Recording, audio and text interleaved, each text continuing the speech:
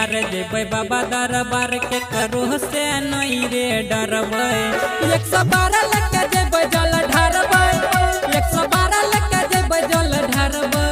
लेके गांजा के पुड़िया जेबै बाबा के नगरिया रास्ता हमें दुई फूक मारबै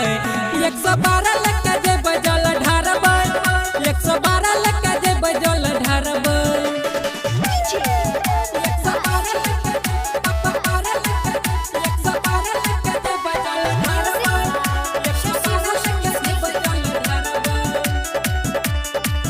बड़ी भीड़ लगई छै अरवा चले देवघर के मेला देखी जाई रहल छै कंवरिया सब भोले बाबा के चेहला तेरे झूमत झूमत अकेला यार बात के मन न धीर न हरल के लोटवा में जल पुकारबै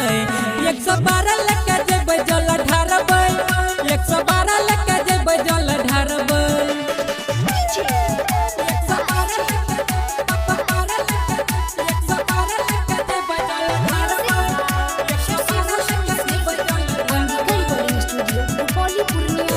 रे भांग के नशा में सुन रे यारवा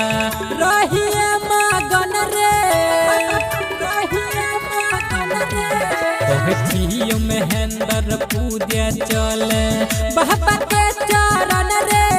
महाकाल के चरण रे